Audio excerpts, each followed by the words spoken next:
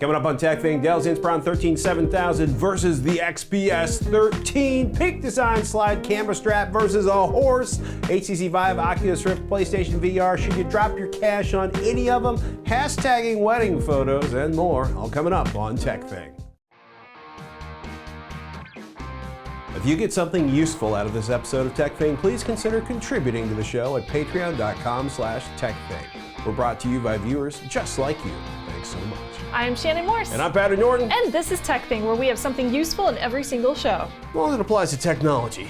Yes. And goldfish management. What? And punt dogs. What? Today's show is all about punt dogs, people.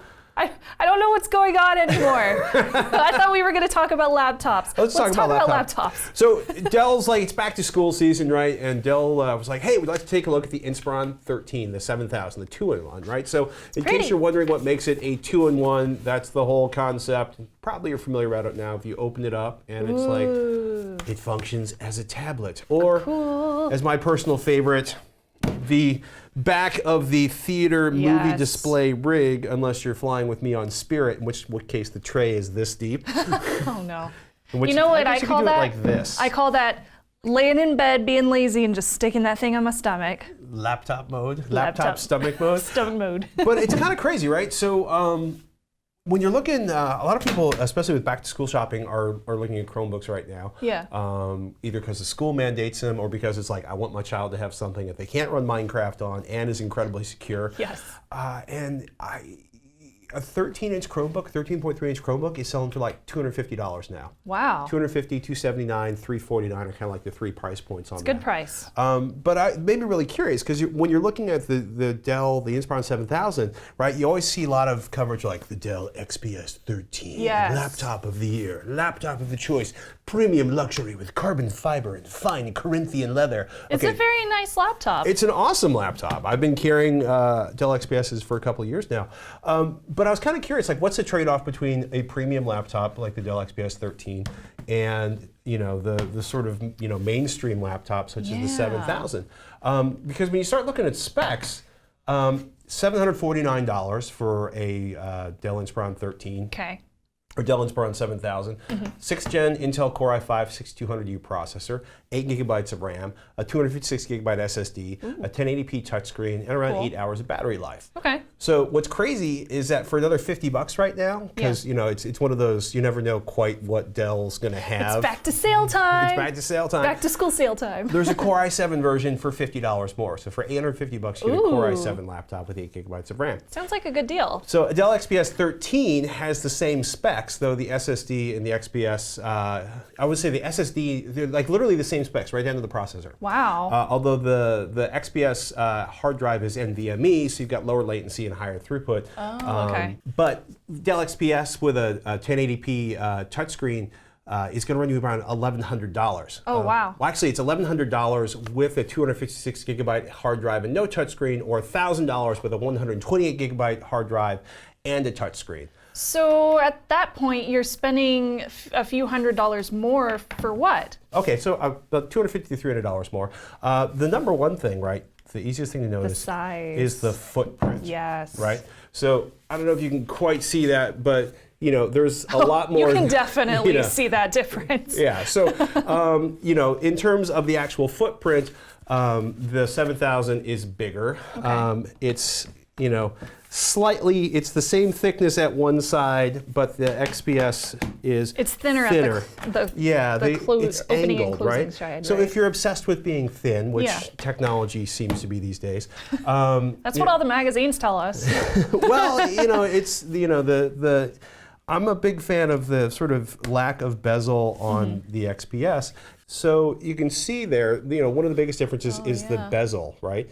Which of course means, unlike the XPS, the camera is on the top here and not down here in the corner, which sounds subtle, but yeah, if you've ever been in a conversation with the XPS in nostril cam mode, you might notice. So I assume is that one a little bit heavier than the XPS? Yeah, the XPS is almost 3/4 of a pound. So the XPS is 2.7 pounds. Wow. The 7000 is 3.52 pounds. Okay. And the 7000 has no options for a higher resolution screen. The XPS has the ultra sharp QHD. That's the 3200. So pretty. Yeah, I've been using that. Part of the reason I really wanted to test it out with the QHD screen is because I've been using high-res desktops, like 3200 by 1800 or 3200, like 4K desktop monitors. And it's been really frustrating to go from a desktop monitor that's like Quad HD to a 1080p HD laptop because I've gotten used to having multiple applications open. Something that's also kind of nice about the 7000, because the XPS operates in laptop mode. There's no 2-in-1 mode there. And you can't upgrade the hard drive on the XPS because it is essentially built into the motherboard. Although if you're hardcore, you could actually... Are you going to open it up? I'm going to open it up. Yes! So if we go inside the 7000 here, I've already removed the screws. Kind of like prepping before a cooking show. iFixit. The turkey was already in the oven. Ha-ha! For everybody who's ever thought, what exactly is he talking about when he mentions an iFixit spudger? This is a spudger. It's a tool for prying things open. It's so nice. But I want to thank them for their sponsorship. TekThing. Get $5 off any order of $10 or more. So this is actually a standard M.2 drive, and then there's also the memory over here that you can swap out. Cool, okay. So you can actually upgrade the memory and the SSD. I like being able to upgrade things. With the XPS, you can only upgrade the SSD. Oh, so not the RAM? Not the RAM. Okay, the RAM is soldered down on the motherboard on that one. Which is something you think about when you're buying a new laptop, no matter what it is so many laptops today, you are never going to be able to upgrade the RAM. And figure that out before you buy it if you think you might need more RAM in the future. Because there are a lot of, especially Windows laptops that are sold, usually like the entry-level price in many cases, especially in the premium brands, is 4 gigabytes of RAM, and nothing says my life sucks like running Windows with too many apps or a lot of Chrome I can attest to that. tabs with 4 gigabytes of RAM. Pretty sure my mom has 4 gigs of RAM in her laptop, and it's so slow. Oh, and look, there's an HDMI port. Ooh, HDMI! I remember HDMI! Along with USB-C, a pair of USB 3.0 ports, and an SD card slot. HDMI is being killed off in favor of USB-C on a lot of laptops. For example, in the XPS. Yeah. So, solid keyboard, solid trackpad. I was actually delighted. It's not. It seems to be. It used to be having a nice keyboard in a laptop was unusual, and now it seems like most laptops come with a nice, easy to type on keyboard. Yeah, I haven't had problems with any for several years. So, well, perhaps we should look at more cheap laptops. Perhaps. We know a lot of you are looking at Chromebooks and laptops. Chromebooks! Yes, I want to know what you guys want to see. If you want us to get some more in, let us know. You can email us, ask@tekthing.com. So a thumbs up for the 7000, $750 in the configuration we looked at, which I think is a deal. Awesome. A deal. Got a question for us? You curious to see us review a new product? Got a tip or an idea? Please fire them out to ask@tekthing.com, or you can tweet at TekThing, @Snubs, or @Patrick Norton. And by the way, if you want to be part of the crew that makes this show possible, please contribute to the show at patreon.com/TekThing. Just $1 will make a difference, and you'll get access to our patron-only build videos and more. Thank you for your patronage. You make the show possible. Vive, Oculus, PlayStation VR, there's so much to choose from, and it's hard to figure out which one is best. So we got a chance to talk to Norman Chan over at Tested.com, who has a lot of hands-on experience with all of these gadgets. Take a look. A lot of people have been asking what's going on with VR. Is it safe to buy gear? So we are over here at Tested talking with Norman. You have more like eyes on time with VR gear than just about anybody I know. Is it safe to buy? I think so, absolutely. It's a high-end thing right now. There's a whole spectrum of VR gear you can buy.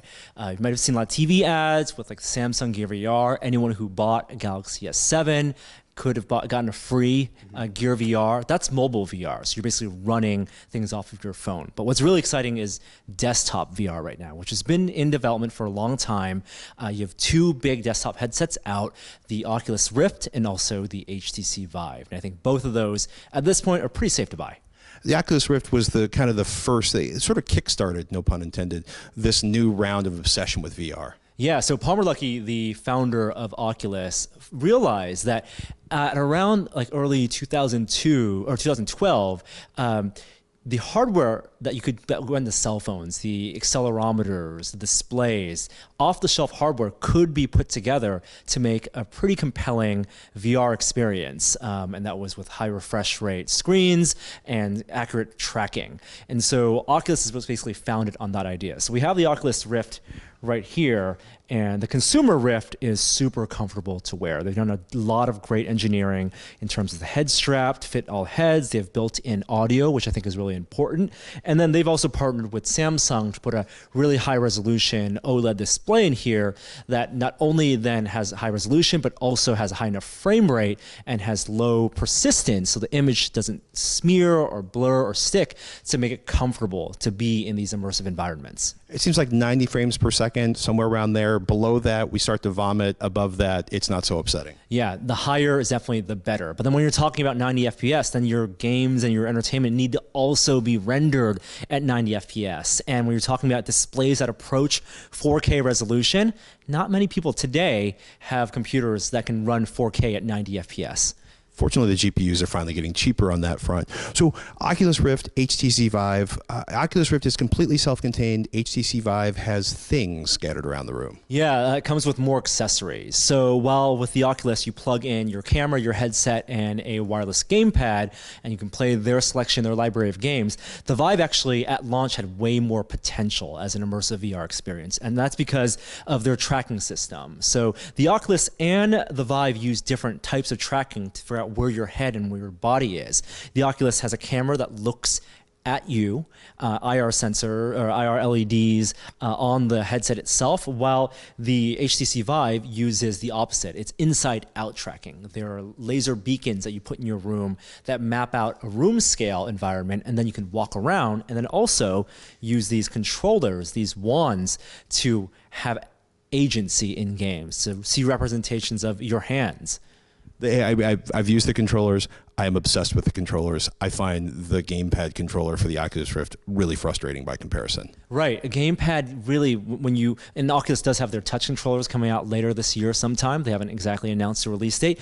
But once you've gone with sitting down and playing games, you can play great cockpit games, great adventure games on the Rift, but it really is a whole different experience once you have standing VR, room scale VR, and VR with actual hand presence. So presence is the term that people toss around, the idea of, body presence, eye presence, and I think we've gotten to a point where you can feel convinced that you're in an environment, but you need your body to be there as well.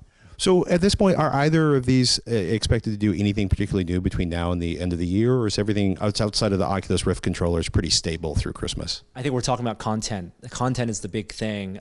When these launched earlier in the year, there was a lot of launch content, and we've seen some steady releases.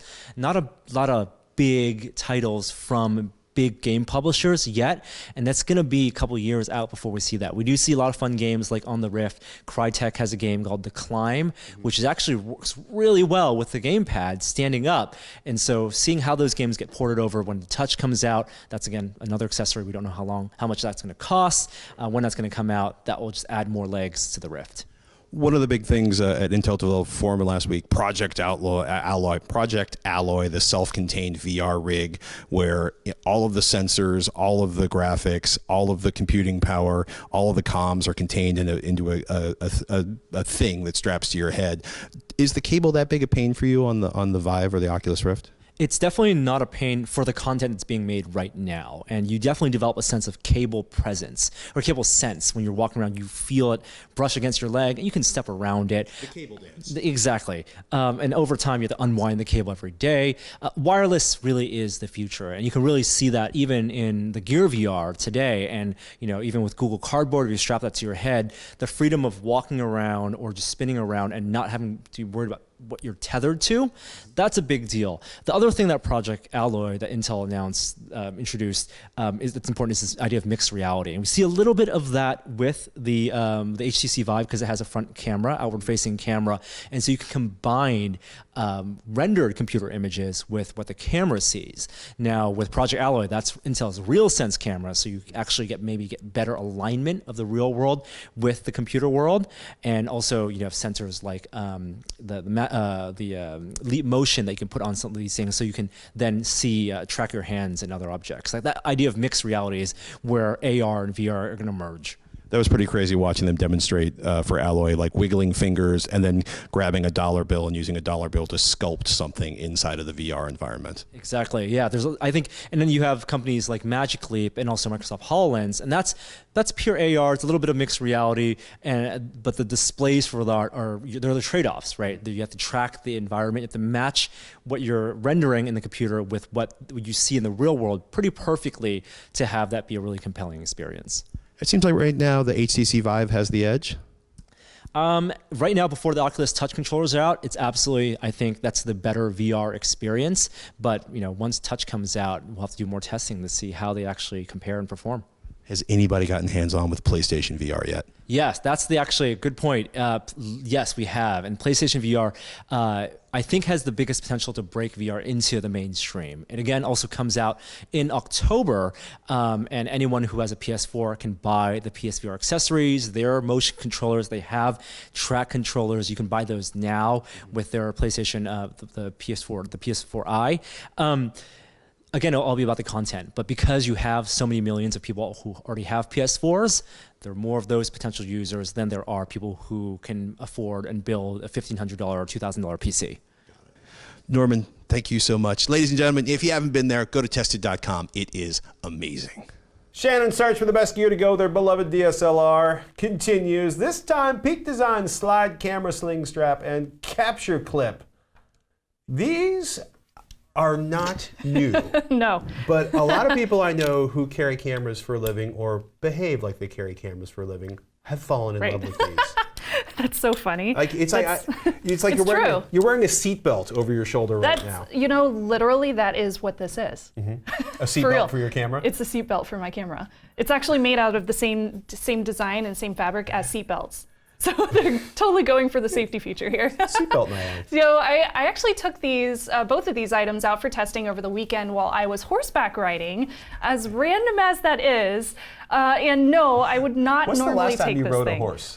When I was like 12. Okay. So this could have ended really badly, but I was like, I'm gonna do it. I'm gonna do a real hardcore review and make sure this thing works out great. And I took it on a horseback ride. It was a really bad idea. But if you've never ridden a horse, you might not realize just exactly how much bouncing you do on a horse, which usually involves your camera going like this. You're supposed to stand with your legs, and it's a lot of muscle work in your legs, but you still do ride with the horse. Yeah. So I would not normally take my fancy schmancy camera on a horseback ride.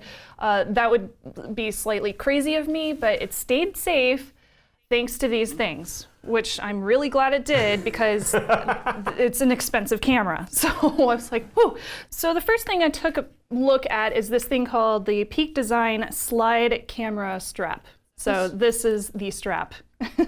It's thick. It's $59.95, which is pretty expensive, but it's a pro strap for professional camera peoples, or people that think they are professional camera peoples.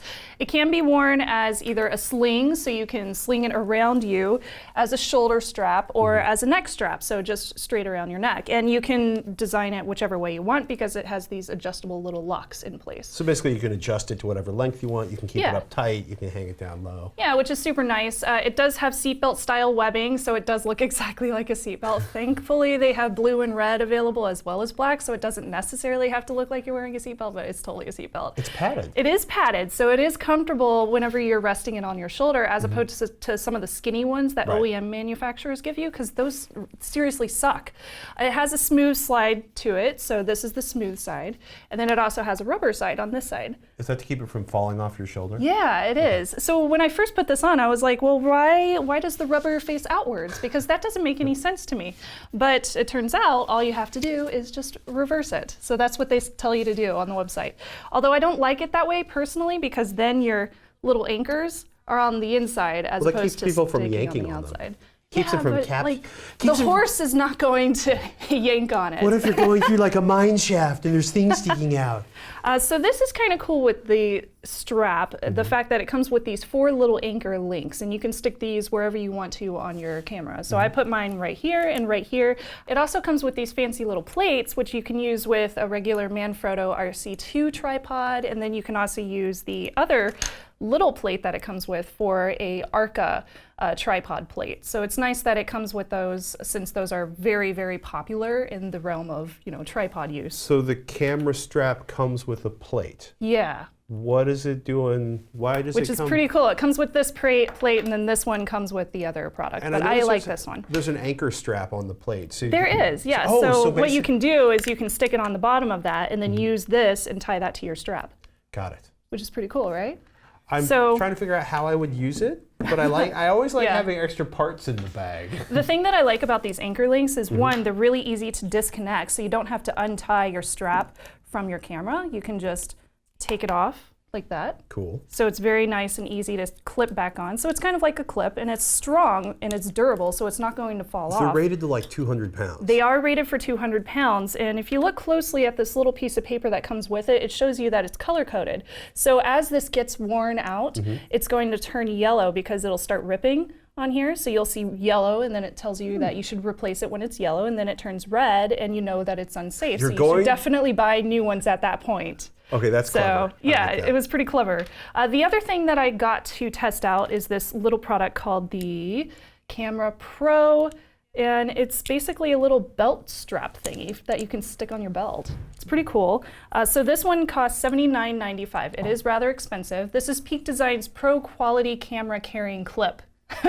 CCC. There you go. So you can connect it to your belt, a backpack, a strap, a bag, whatever you want to. In this case, they put it on their belt, and that's the same way that I wore it when I was horseback riding. It's full aluminum construction, which is really nice, and it's also compatible with the Arca and Manfrotto RC2 tripods as well. So you can use this as a tripod plate, as opposed to having to use a separate plate and then take this off. So basically, like, this is attached to you, whether it's on your belt or on your backpack or on your fanny pack or whatever it is, and then you just snap the camera in and okay, I like that. Yeah, it's really, really cool. So this thing, the mounting obviously requires additional screws if you want to use it with one of your tripods, because it has to fit correctly onto that tripod. It can be used as a tripod head, and then this quick release feature on there. So go ahead and click that into place on there. So it's literally like just a regular tripod head mount. So you just lock it into place like that, and then the quick release lock lets you access the camera super fast with the click of a button on the side, and that button is that little red button that you keep on pressing. Yeah, so it's pretty easy to use. I liked it a lot because it was so easy to one-handed unlock it from place. And if you are worried about the little red lock accidentally being clicked, you can lock that too. And then you can't press it down, and your stuff is locked into place on your backpack or on your belt or wherever you decide to keep it. So if you're crawling through the underbrush, your camera will release and fall on the nearest rock. So I know that these are expensive. Yeah. You know, $60 and $80 respectively. But honestly, I thought both of them were quite excellent. So I used both of these together with my testing. I can attest to them being really great quality after taking my ride on the horse, which I wouldn't have done if I didn't really actually feel like it was absolutely secure. Like, that's a major thing for me. I got to make sure my camera's secure. I mean, this is a professional investment. It is a $3,000 camera, and while a $60 strap may seem like a lot, if it saves the $3,000 camera, it seems like it's paid for itself. Right, exactly. And you have to make sure too that you're using these things correctly. So for the Capture Pro, for example, if you don't have this locked down tight and you don't screw it in really nice and tight against your belt or against your strap or whatever you have on there, obviously it's going to flail around. Because it'll slide down, or it'll slide back on your belt, or whatever it might be, especially if you have a heavy camera. The quick release and getting your camera into place takes a little bit of getting used to, especially if it's in kind of a weird position to start with. Like if you have it on the back of your belt, that would be kind of confusing because you got to memorize where it is. Yeah, so it takes a little bit of practice before you get it really quick. But it is very sturdy once it's in place. And if you're nervous about the release button, again, you can just lock it into place too. And it's heavy. So if you're taking this with you traveling, it's 110 grams. Well, I mean, compared to the lenses on the camera, it doesn't seem that bad. The lenses are definitely more heavy. The aluminum on there does scratch easily. I've already scratched it up quite a bit. And it does have 200 pounds of weight resistance, which is great. Nice. The strap, on the other hand, it is a bit bulky. I mean, I'm kind of a small stature. So when I was wearing this, I was like, oh, my shoulders are too small for this thing. So like it would easily slip off if I wasn't using the rubber grip side for it. So that was a thing. I wish the grippy side, again, came out of the box on the bottom so that I wouldn't have to reverse it. Because like I said, I like my quick adjust handles on the outside, but did you adjust they them a face lot? inwards. Did you play around with them a lot? No, or? I didn't have to. Like once I put it into place, even while I was riding the horse and like just in bouncing case. around. Yeah, just in case. So I had it very, very tightly locked in place. I love the anchor link locks. They're so easy to use, and the color coding indicates where, and I think that's really, really cool that they do that. Plus they fit in any camera holes in place of your usual OEM strap, which is great. Strap hangers. Yeah. So I was like, that's really cool. I like that it's so easy to replace, and you could take it with you to any new camera that you get. So that's nice. I like that. Would you spend your own money on these? I think, so these were provided by Peak Design for the review. Personally, they're slightly out of my usual price range for professional photography gear, but I'm not a professional. If I was, You actually are a I would buy professional. them. Oh, well, thank you. No, Thank you you very make money much. using that camera. You do. Yeah, okay, so if I was a professional, I would definitely buy the Capture Pro. Maybe the strap, if you feel comfortable wearing a strap that's a little bit more bulky. Most likely the strap Lite for me, which is $10 less, and it's made for smaller cameras, like mirrorless cameras, for example. So I might have bought that one as opposed to going with a larger one that costs, $10 more. But overall, I really enjoyed using those, and they made me feel so much safer when I was using my camera, especially in that kind of environment. So I would say, yeah, they're good. They're really good. A big thumbs up for the Capture. Yes. You wish the strap was a little less Little less tactical. little less Super tactical. awesome. A little less manly. But it is a great strap. It really works out quite well. So I liked them both. It was a good review, super fun to do, and I can't wait to try them out more in different environments. Matt wrote, ask at TekThing.com. Hi, Shannon and Patrick. I remember when Shannon got married, she mentioned how to get photos that were hashtagged and to save them. Just wanting a little guidance getting married at the end of this month. Thanks, Matt. Congratulations, Matt. That's super, super exciting. Can I say one crazy thing What? about wedding photos? What? Within a couple months or a year of the wedding, if you get a chance to actually go through the photos, because some people they're looking through them the day they get back from their honeymoon. Some Yeah. people they go in a box. If you can sit down with family members and identify everybody in all the photos, because I've been yeah. going through a whole bunch of family That's a good photos that are idea. 40 or 60 years old, and everybody who would know who was in those photos is gone. Yeah. So get into the habit, especially if you're processing all your things and adding an exif data or something like that. Try to identify all the pictures in the photos so you're not wondering who's that dude next to Uncle Bob. That's in a that really good photo, point. I never even thought of that. But yeah, that's something that you will definitely remember that for so many years to come. Yeah. And Or if you can't, you figure like, is that? it'll be really important. Is that you're is that older. somebody's +1 or is that an important family member? I'm just saying. So on the point of hashtags, I used this. I created a really, really big chalkboard sign. I did this all by hand. Go me. And then I just did a little arrow for where the drinks and dinner and dancing and all that stuff was, and then the happily ever after, which means the ceremony is that way. At the very bottom, though, I made this little Instagram icon, share the memories, hashtag Shannon and Keith, which is probably still there, unless there's some other Shannon and Keith that have gotten married since then, which is entirely possible. So I kept that up, and the hashtag stays there forever, and people can use that for as long as they want to. So what happened with mine is I went through there a few days afterwards, and I was able to download all those pictures from Instagram, from Twitter, from Facebook, because the hashtag can be used in all those different places. I also made a group on Facebook and invited everybody that was also attending the wedding and said, hey, everybody, if you're willing to, and if you have a smartphone, make sure to upload your pictures to Facebook, use the hashtag Shannon and Keith. So it was the same thing everywhere that I used, and then I just went through everything about 4 days later and downloaded them all. And it was way easier than going to everybody separately and saying, can I get those pictures from you? Because that's never going to happen. It's nice to dream. Or they're not going to Yeah. send the photos that, they don't want to send. But Exactly.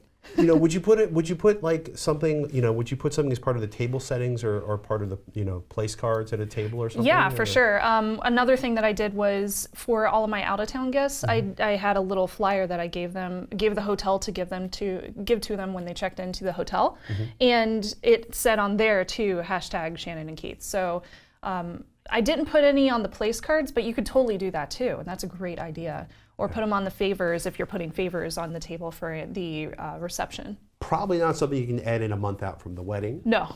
But something to Make think sure about. to do it starting early on, so that way you get all the pictures and people know ahead of time so they can download social networking apps if they don't have them already on their smartphones. It totally works though. It's a really, I found it very, very useful. Better than like downloading a wedding photo app because nobody's going to download those. No. And they might not even last when you get married too. You never know. One just got canceled. You mean the wedding photo app? Wedding photo app, yeah. One of those just got canceled. No, not your wedding. Your yeah, marriage. one of the apps just like they closed down, and I was like, well, it's a good thing I didn't use that. Yikes. That would be awkward. Yeah. Austin writes in, Shannon and Patrick, I first want to say thanks for all the content you both do online. I'm a proud patron of TekThing and AVXL. Thanks. My question for you is I have an Amazon Dot in my room which has a 3.5mm port on it for external speakers. I'd like to get suggestions on stereo speakers that sound decent but also don't take up too much space. It doesn't have to be extreme audiophile quality, just something I can listen to in the morning while getting ready for work or when I'm cleaning or relaxing.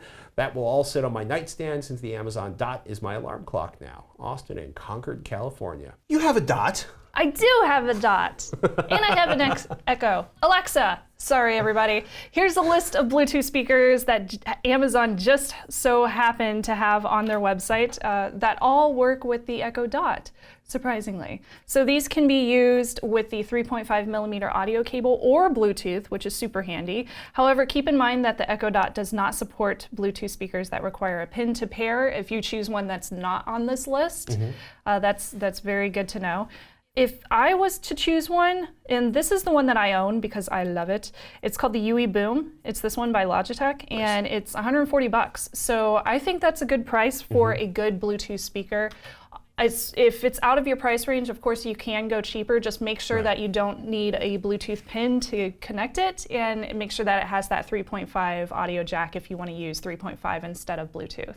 So basically, any 3.5mm powered speaker, just plug it into there. Yeah, it's that simple. So any Bluetooth speaker that doesn't require a pin, Yeah. and anything that'll take a 3.5mm output from the Echo. Yes. From the Dot. From not the Dot. Echo. There are so many, and there's no more Dots anymore. Are they sold out? They're sold out. Oh, well, And they'll they're come back. They're exploring new voice-controlled mysteries for you to wirelessly control your Bluetooth speaker. They'll come back, but yes, the UE Boom, I'll put it in the show notes so you can find it too. It's $140 on Amazon. I think that's a good price, and it's a great speaker in my opinion.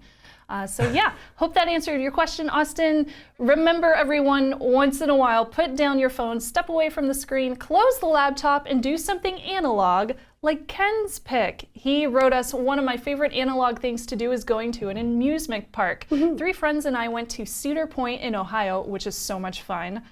Good roller coaster park. It's so great. During the day, they were beta testing VR to turn an old, boring roller coaster into an amazing new ride. It was like we fell into Skyrim. It was a great experience and also proves that almost anything can be upcycled. And he also sent us a picture.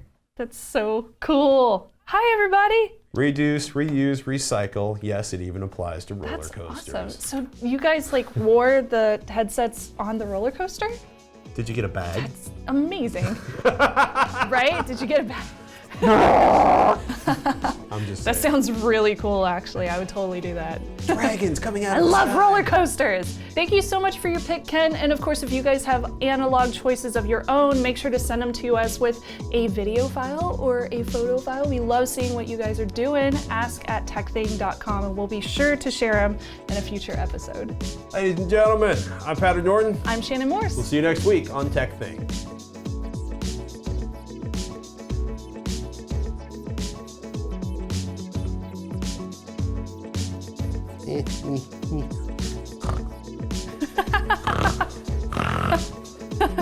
In 3, It's so hot in here. roller coasters and VR gear. That sounds awesome to me. I don't know what's your problem, but I'm into like sort of dragons and mayhem from the sky and flaming Right? fireballs and stuff. Like, but I want to see this happen. I want to like take VR on a roller coaster, like legit go to an amusement park somewhere and have, you know, dinosaurs flying at me.